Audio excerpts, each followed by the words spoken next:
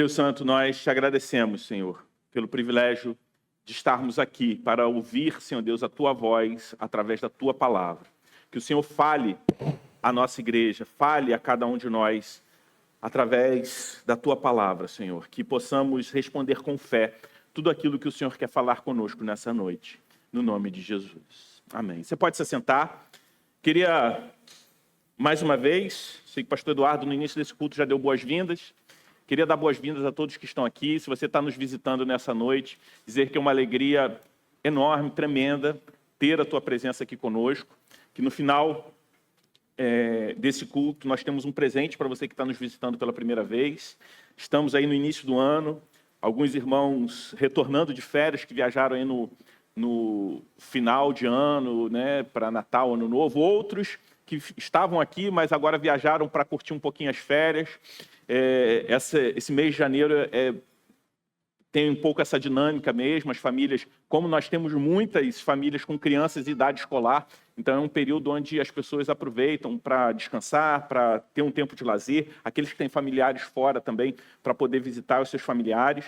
Se você está aqui, está estranhando, a igreja está um pouquinho mais escura hoje, é por um bom motivo, nós não somos inimigos da luz, não queremos tornar a igreja mais escura, é porque começou uma outra etapa da instalação do sistema de ar-condicionado, então se você olhar para cima, você vai ver aí alguns dutos pretos, eles estão um pouquinho camuflados, mas, sobretudo, a tubulação central aqui, da coluna central, inviabilizou as lâmpadas e a gente vai ter que trocar de lugar, um novo esquema de iluminação aqui para essa parte central, que deixou um pouquinho mais escuro, porém, com a promessa de se tornar um pouquinho mais agradável, mais fresco o nosso espaço, uma vitória. Então, a promessa está se tornando realidade, tá certo?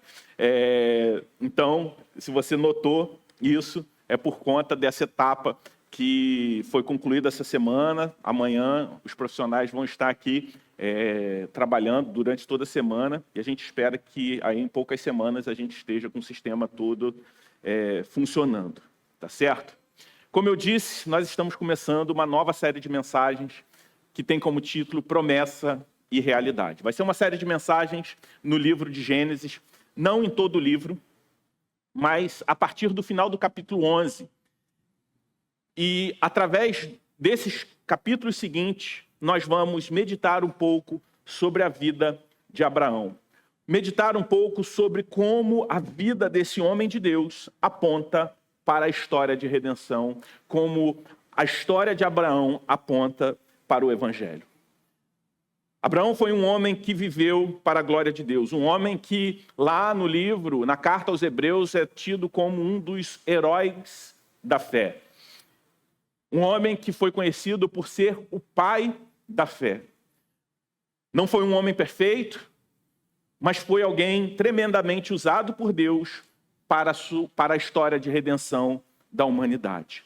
E para toda grande história, para toda grande missão, existe um tempo de preparação. E é sobre isso que nós vamos falar. Eu já queria pedir para você deixar a sua Bíblia aberta no capítulo 11 de Gênesis, a partir do versículo 27. Mas antes da gente ler o texto bíblico, eu gostaria de passar um vídeo de 1 minuto, um pouquinho mais de 1 minuto, para que ilustrar um pouco o tema que eu gostaria de trabalhar com vocês nessa noite. Vídeo, ok? Beleza.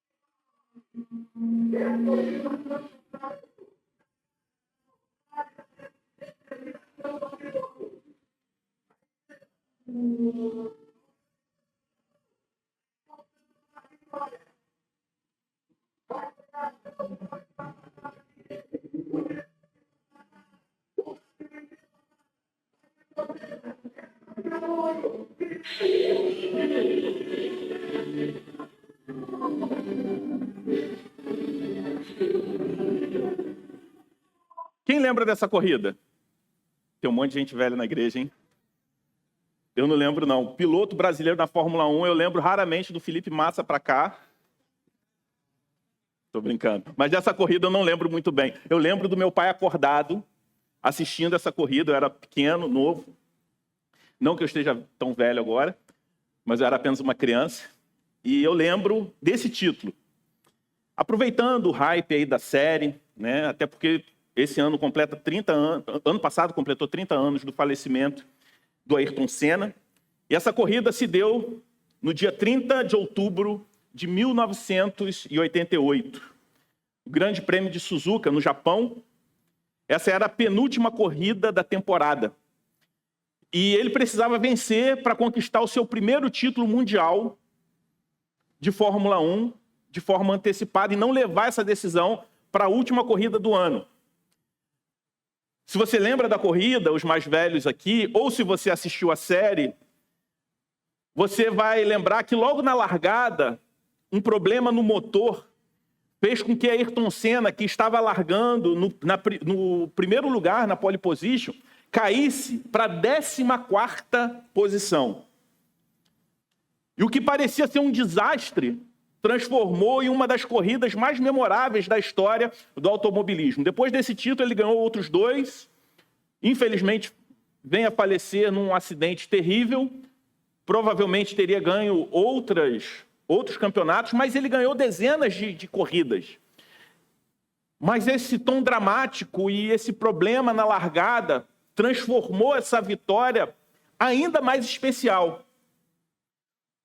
Não só sendo uma corrida especial para o piloto Ayrton Senna, mas uma das histórias mais memoráveis, das corridas mais memoráveis da história do automobilismo. Ayrton Senna ali, ele com muita habilidade, com muita determinação, ele ultrapassou um adversário após o outro. A corrida teve 50 e poucas voltas, e na 28ª volta, ele assume a liderança, mesmo tendo largado em 14º lugar, após o motor do seu carro, apresentar uma pane. E ele vence a corrida e conquista o seu primeiro título mundial. No entanto, essa vitória do Ayrton Senna, ela não começou naquele dia. Ela foi fruto de anos de preparação. Não sei se você entendeu a voz do Galvão Bueno, aí o vídeo é antigo, mas quando o Senna está a poucos metros ali na sua última volta de cruzar a linha de chegada, o narrador Galvão Bueno, que era amigo do Ayrton Senna, ele começa a narrar um pouco da história do piloto, falando da sua infância, pilotando o kart construído pelo seu próprio pai, que o seu próprio pai fabricou para ele, desde pequenininho. Os títulos que ele ganhou nas categorias inferiores de automobilismo, a sua perseverança, o seu treinamento, a sua paciência ao longo dos anos, cada treino, cada vitória, também as derrotas, foram etapas que, para a maioria das pessoas que talvez começaram a prestar atenção no Ayrton Senna depois que ele chegou na Fórmula 1, ou até mesmo depois desse primeiro título, essas etapas de preparação, elas foram invisíveis para muitas pessoas, menos para quem conquistou a vitória. Aquele piloto que até essa corrida era uma grande promessa, ele se sagra como uma realidade. E é interessante que, logo depois dessa corrida, Ayrton Senna ele concede uma entrevista que é reproduzido na série, sendo que na série essa entrevista não é dada ao Reginaldo Leme. Originalmente ele dá essa entrevista para o Reginaldo Leme, que hoje é comentarista de Fórmula 1, e sim com uma repórter fictícia ali, que simboliza toda a relação dele com a imprensa. E Reginaldo Leme ele pergunta quais eram os objetivos do Ayrton Senna após aquela vitória. Ele diz que, entre várias coisas, ele esperava ser melhor, melhorar como pessoa, ter mais tempo com sua família. O relacionamento com sua família foi muito sacrificado por conta da sua preparação. Aí, por conta disso, o repórter ele pergunta se ficou alguém pelo caminho, se ele se sentia em dívida com alguém. Se você buscar na internet o vídeo da entrevista original, você vai ver que, nesse momento, as lágrimas escorrem pelo rosto, saem dos olhos do Ayrton Senna, e ele diz que, muito emocionado, que se existe alguém, era ele mesmo, porque ele se cobrou demais, ele se sacrificou demais, e esse sacrifício afetou as pessoas que ele amava, mas ele sacrificou muita coisa para aquela conquista. Por que eu quis começar não só essa mensagem, mas essa série com essa ilustração? O que essa entrevista após a vitória do Senna em seu primeiro campeonato mundial de Fórmula 1 tem a ver com o tema da mensagem? Todo objetivo, toda missão, toda conquista requer alguma preparação. Toda preparação, ela tem um custo. A grande questão é: quais são os objetivos maiores da nossa vida? Qual é a sua principal missão na vida?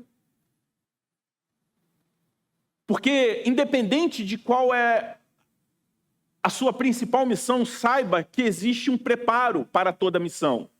E esse preparo vai trazer a você um custo. Por isso, nós precisamos entender que aquilo que nós temos colocado como prioridade na nossa vida vai gerar um custo.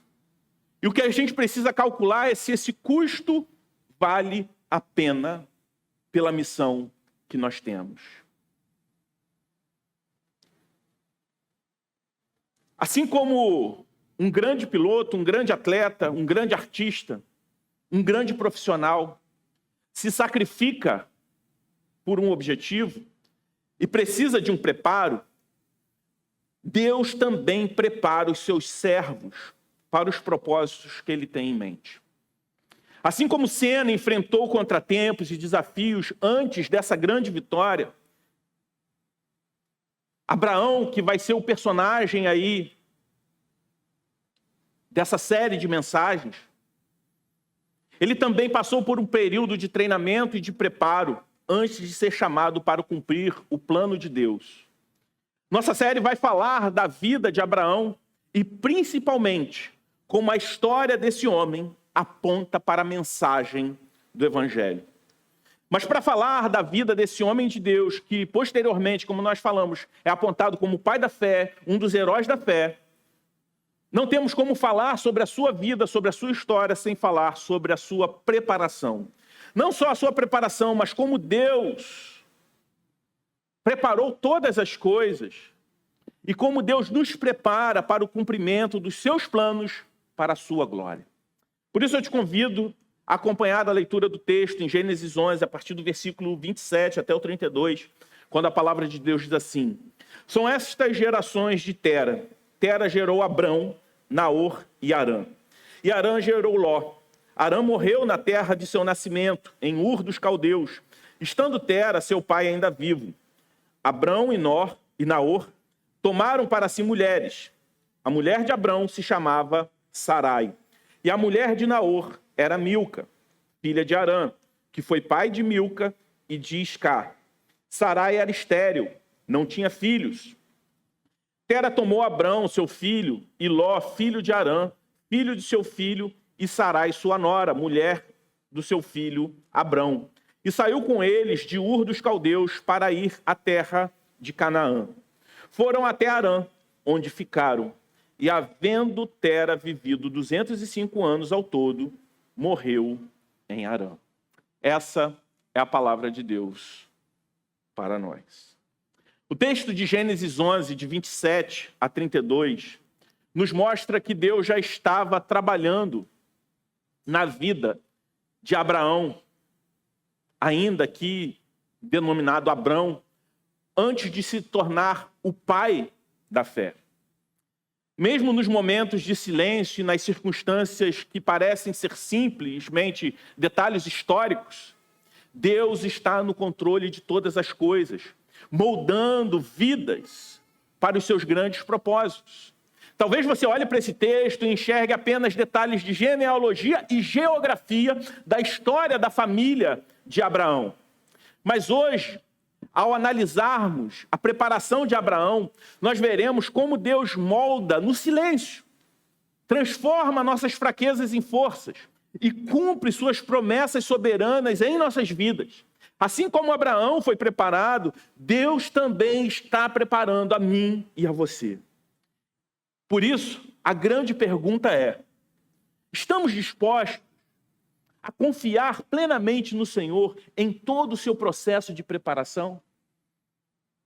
E olhando para esse texto, eu gostaria de meditar com vocês o primeiro aspecto que esses versículos da história da família de Abraão nos apresentam: que Deus prepara os seus servos no silêncio.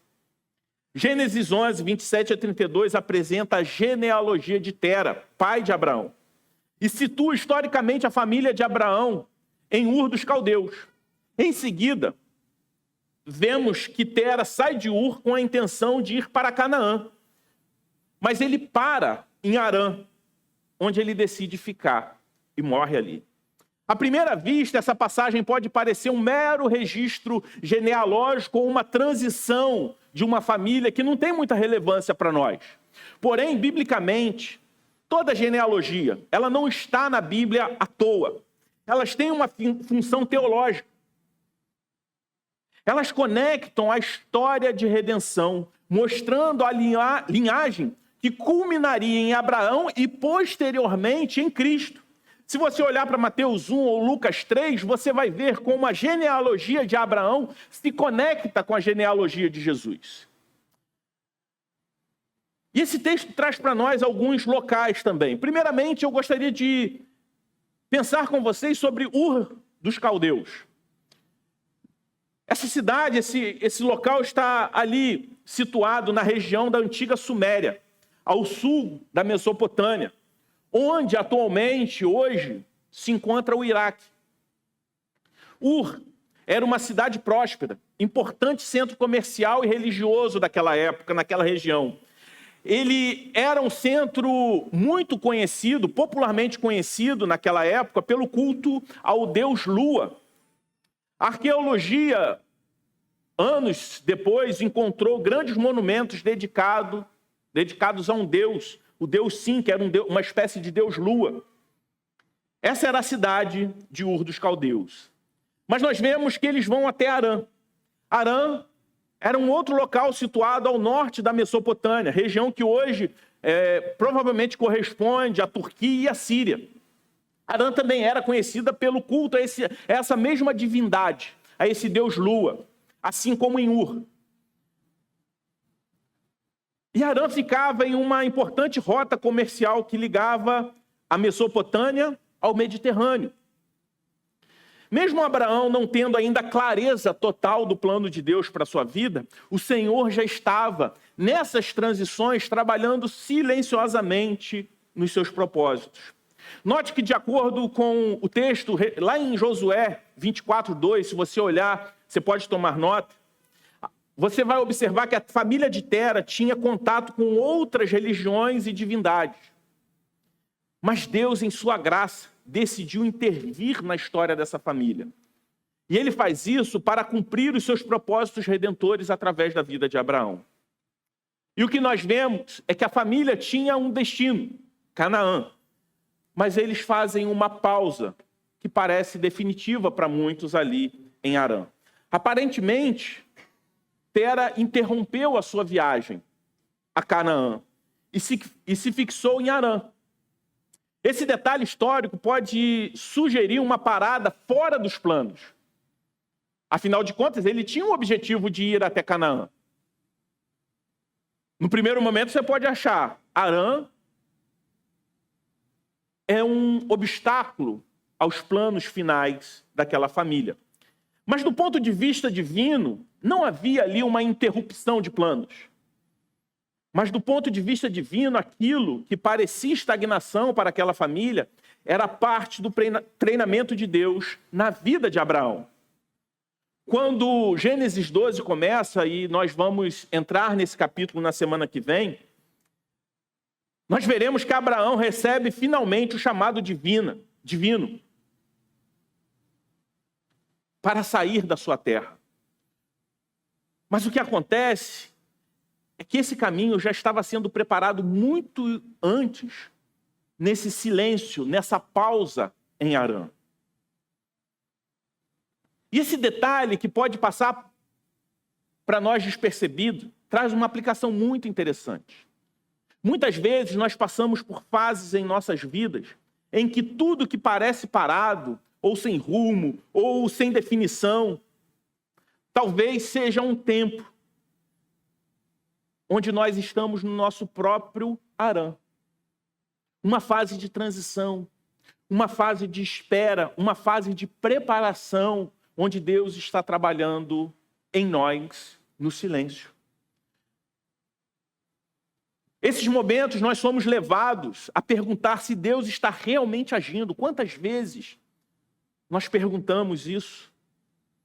Gênesis 11, 27 a 32 nos ensina que mesmo nos bastidores, Deus opera em nosso caráter e em nossas circunstâncias para nos preparar para o próximo passo.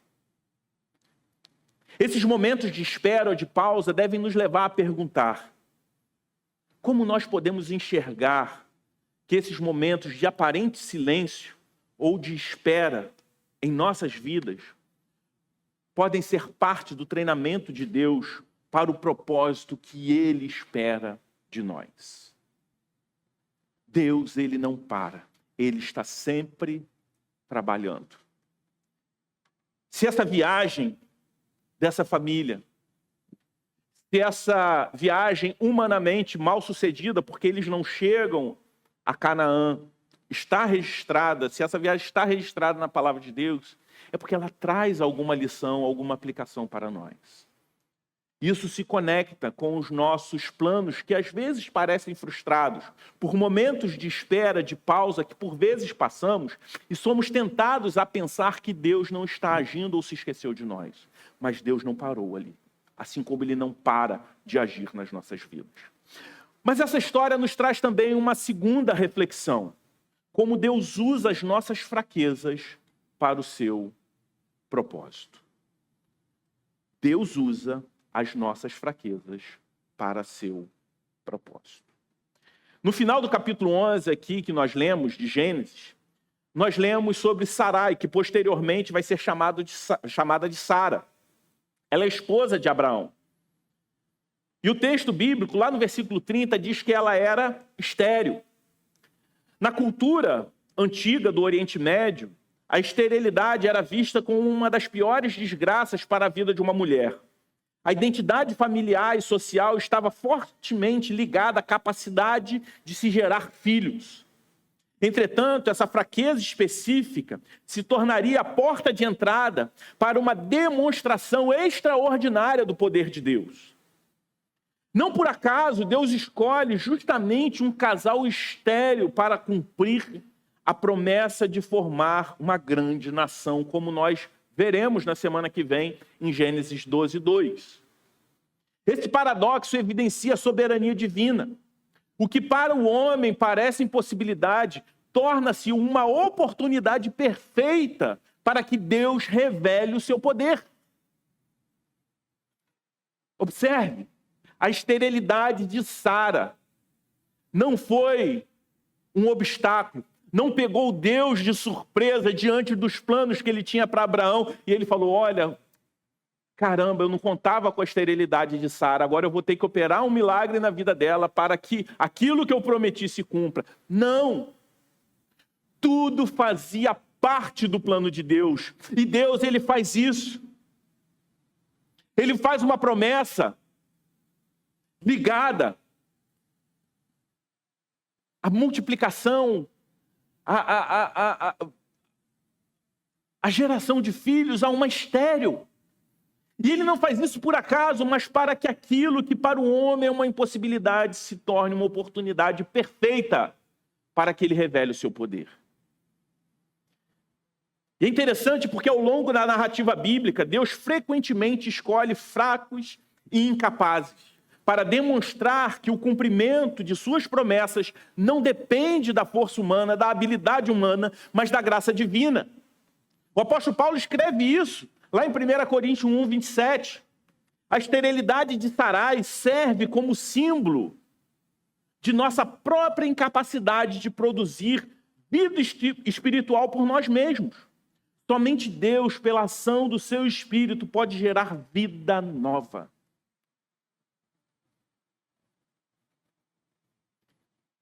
Isso traz para nós também uma grande lição. Quantas vezes olhamos para as nossas fraquezas, sejam elas físicas, intelectuais, emocionais, financeiras ou relacionais, e concluímos que essas limitações nos impedem de servir a Deus? Quantas vezes você se sentiu incapaz e ficou estagnado e não participou daquilo que Deus está fazendo e quer fazer através da sua vida por se sentir incapaz? Em 2 Coríntios 12, 9, Paulo afirma que o poder de Deus se aperfeiçoa na nossa fraqueza. Isso significa que as nossas limitações não são obstáculos para o Senhor, mas sim um palco para que a graça divina se manifeste, o poder de Deus se manifeste em nós.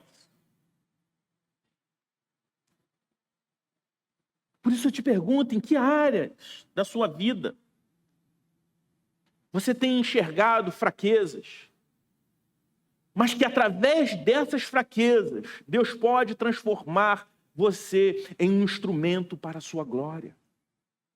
Como você pode confiar que Ele está trabalhando, mesmo através das suas limitações? Isso leva para nós uma terceira lição que esse texto nos traz, que Deus está sempre no controle da sua promessa. Deus, Ele está sempre no controle da sua promessa. A esterilidade de Sara não fugia do controle de Deus. Nem tampouco foi um impeditivo para o cumprimento da promessa de Deus. O texto de Gênesis 11, 27 a 32 mostra que Tera planejava ir até Canaã, como nós falamos.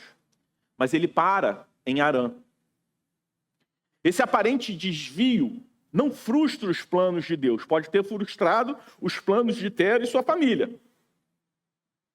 A promessa e o chamado de Abraão despontam no capítulo seguinte, em Gênesis 12, demonstrando que a soberania de Deus não está condicionada à perfeição das escolhas humanas. A pausa em Harã faz parte do treinamento divino na vida de Abraão, preparando Abraão para ser o portador de uma promessa que afetaria não somente as pessoas daquela geração, mas toda a humanidade.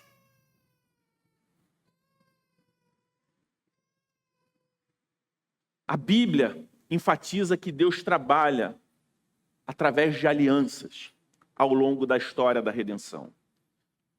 E essas alianças não são meros contratos, mas são compromissos de Deus, onde Deus soberanamente estabelece e cumpre as suas promessas.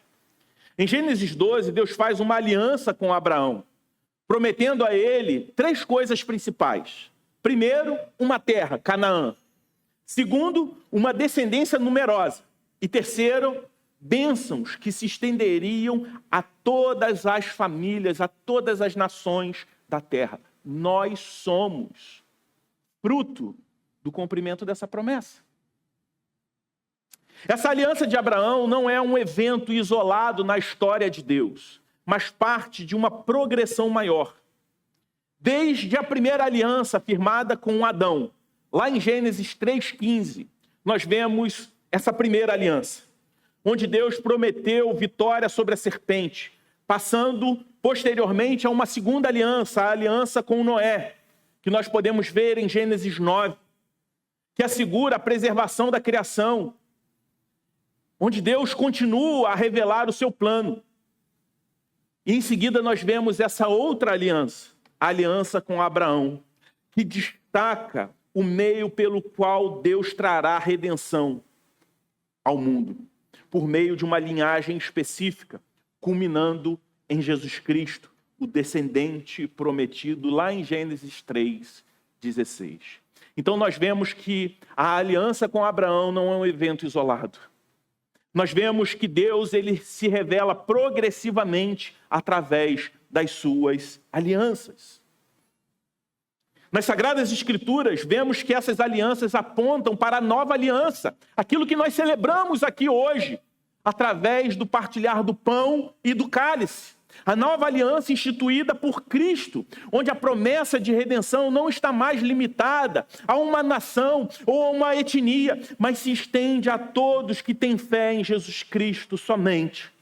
Assim, a narrativa de Gênesis 11 prepara o palco para essa grande história de redenção que Deus está construindo, demonstrando que Deus estava orientando tudo em direção ao cumprimento da sua promessa, não em Abraão, mas em Cristo.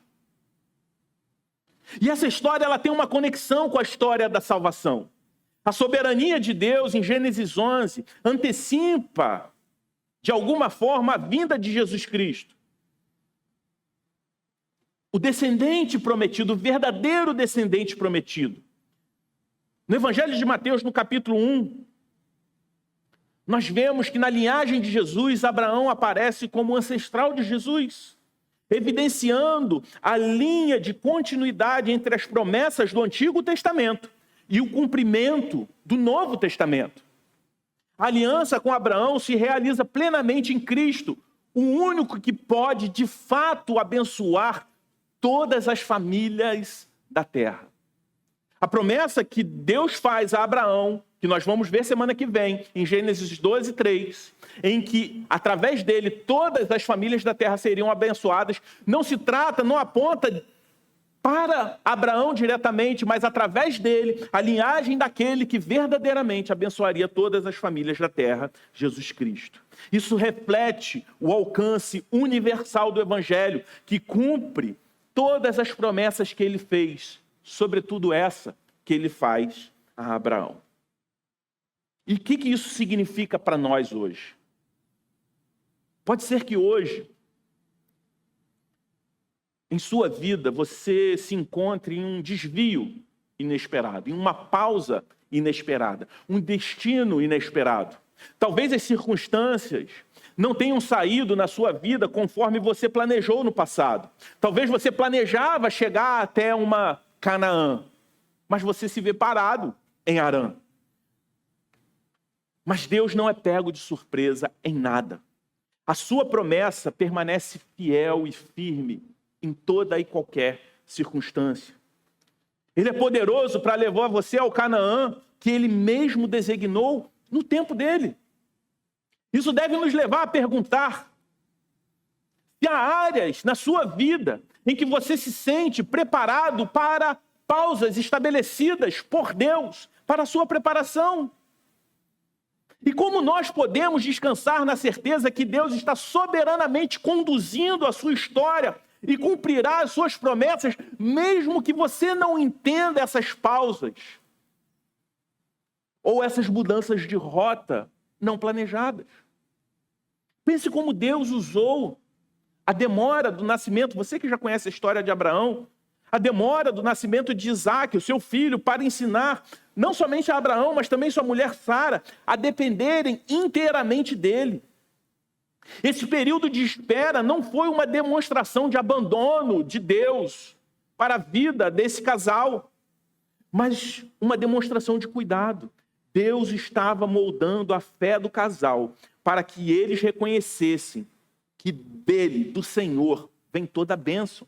Da mesma forma, Deus usa essas pausas, esses arães, essas demoras em nossas vidas para fortalecer a nossa fé e desenvolver o nosso caráter. Quando confiamos em Deus, toda pausa, toda demora, jamais pode ser interpretada como um abandono de Deus, mas sim como um cuidado dele para conosco. A história de Abraão, iniciada em Gênesis 11, 27 a 32, nos aponta para algo muito maior. Não fala simplesmente sobre a história de uma família, mas ela aponta para o Evangelho de Jesus Cristo. Assim como Deus estava soberanamente preparando Abraão para cumprir a sua promessa, ele também estava conduzindo toda a história de redenção para o cumprimento final em Cristo Jesus. As alianças que Deus estabeleceu ao longo da história são como marcos de um único plano de redenção que culmina na nova aliança em Cristo. A aliança com Abraão, assim como as alianças com Adão e com Noé, revelam um plano que Deus promete e cumpre. Cada aliança prepara o terreno para o cumprimento definitivo em Jesus Cristo, que instituiu a nova aliança pelo seu sangue, como o próprio Senhor Jesus Cristo fala em Lucas 22, 20. E o apóstolo Paulo repete em 1 Coríntios 11, a partir do versículo 23, que nós lemos hoje, durante a ministração da ceia. A nova aliança é o ápice da história da redenção. Ela substitui a antiga aliança da lei mosaica e estabelece um relacionamento direto entre Deus e o seu povo, onde todos os que creem em Jesus Cristo como seu único e suficiente Salvador são incluídos nessa aliança, independente da sua origem. Não importa mais se é judeu, se é grego, não interessa. Todos aqueles que recebem a Cristo como seu único e suficiente Salvador são parte dessa aliança. O autor aos Hebreus, lá no capítulo 8, no versículo 6 ao 13, ele nos lembra, você pode anotar aí, Hebreus 8, de 6 a 13. O autor nos lembra que essa nova aliança, ela é superior às demais, porque ela garante perdão total dos pecados e uma relação pessoal com Deus, Criador dos céus e da terra. A aliança com Abraão, ela é essencial para entendermos isso, pois ela aponta para a inclusão dos gentios na família da fé. Em Gálatas 3:29, podemos ver o seguinte, o texto diz assim: e se vocês estão em Cristo, são também descendentes de Abraão e herdeiros segundo a promessa. Repito, Gálatas 3:29, e se vocês são de Cristo, são também descendentes de Abraão e herdeiros segundo a promessa. Quando nós estamos em Cristo, nós participamos de algo maior. Somos herdeiros da aliança. A aliança que Deus estabelece com Abraão não é sobre Israel, mas é sobre a história de um povo que traria ao mundo o seu filho, que estabeleceria a aliança maior e verdadeira. A nova aliança no sangue de Jesus. Em Cristo, todas as promessas feitas a Abraão encontram a sua realização, unindo judeus e gentios em uma única família de fé. Abraão seria o pai de uma grande nação.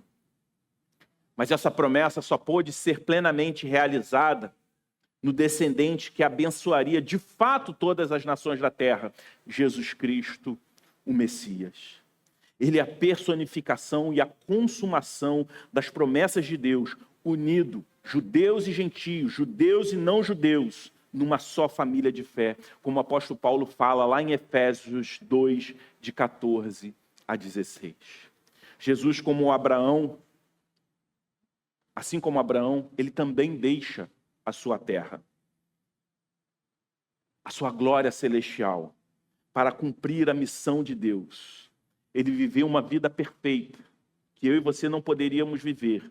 Morreu a morte que eu e você merecíamos, assumindo as nossas fraquezas, assumindo as nossas limitações, para garantir que a promessa de redenção fosse cumprida.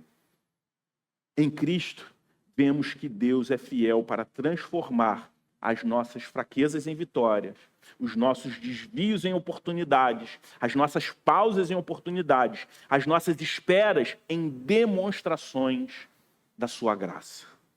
Assim como Abraão foi chamado a confiar em Deus, nós somos chamados a colocar a nossa fé em Jesus Cristo, o verdadeiro cumprimento da promessa divina. Mesmo quando nós não entendemos o processo de preparação, nós podemos descansar na certeza de que Deus está no controle de todas as coisas. Mesmo naqueles momentos que nós somos tentados a pensar que Deus nos abandonou. Mesmo naqueles momentos que nós enfrentamos esperas que nós não planejamos. Ele nos prepara, Ele molda o nosso caráter e nos convida a viver uma vida de obediência e de fé. Em Cristo, vemos que todas as promessas de Deus são sim e amém, como Paulo diz lá em 2 Coríntios 1:20. Deus foi fiel em conduzir a história de Abraão, em cumprir as suas promessas na pessoa de Jesus Cristo. É esse mesmo Deus que será fiel em nossas vidas também. Nós não nos relacionamos com um Deus diferente daquele que se relacionou com Abraão e que prometeu a vinda do seu filho e a cumpriu. Portanto, é nesse Deus que nós devemos confiar, sabendo que Ele não apenas cumpre as suas promessas, mas Ele também nos inclui nessa história de redenção. Todos nós somos participantes daquilo que Deus está fazendo. E se somos participantes da sua missão, isso exige um preparo. E Deus, Ele está nos aperfeiçoando, nos preparando para o cumprimento dos seus propósitos. Essa mensagem, ela nos chama a uma obediência fiel ao Senhor. Porque Deus, Ele é fiel para cumprir os seus propósitos. E a sua missão é como um grande banquete que está disponível a todos nós. E quando nós rejeitamos isso, é nós que estamos abdicando de participar desse grande banquete. Que a história de Abraão nos inspire a confiar ainda mais no Senhor. Porque nós podemos ter um panorama completo de tudo que acontece. E olhando para trás, nós vemos que Deus, Ele foi fiel para cumprir as suas promessas. Em Adão, em Noé, em Abraão. Foi fiel para cumprir a vinda de Jesus Cristo, seu Filho. Isso deve nos alertar e nos lembrar que o Deus que se relacionou com Abraão, que cumpriu as suas promessas com ele, é o mesmo Deus que se relaciona conosco e o seu caráter não muda. Vamos nos colocar de pé e orar. Deus Santo, nós te louvamos pela tua fidelidade. Nós te agradecemos porque o Senhor é fiel para cumprir os seus planos e as suas promessas e nada pode ser frustrado. Mesmo que a gente não entenda aquilo que o Senhor está fazendo, nos ensina, Senhor Deus, em confiar quem Tu és, no seu caráter, na Tua bondade e no Teu poder. Senhor, por vezes nós passamos por momentos de espera, por vezes, Senhor Deus, nós nos encontramos em destinos que nós não planejamos, mas que nós possamos entender que tudo isso faz parte do Teu cuidado. Que nenhum plano seu pode ser frustrado. E o Senhor é poderoso para fazer todas as coisas. E que para nós é um privilégio poder participar daquilo que o Senhor está fazendo no mundo. Que possamos ser homens e mulheres que têm a sua vida marcada, Senhor Deus, pela atuação do Teu Espírito. Que a Tua glória, Senhor Deus, possa ser manifesta através de homens e mulheres frágeis e pecadores como nós, para que o Teu nome seja conhecido e que a Tua promessa seja realizada. Que as promessas realizadas através da vida de Abraão sejam para nós um lembrete de que a promessa de que um dia Jesus Cristo vai voltar seja uma certeza encarnada na vida de cada um de nós aqui. E que essa encarnação possa fazer de nós uma igreja, Senhor Deus, que não seja apática. Seja uma igreja, Senhor Deus, fiel, engajada com a Tua missão, que manifesta a Tua glória ao mundo. Essa é a nossa oração no nome de Jesus Cristo. Amém.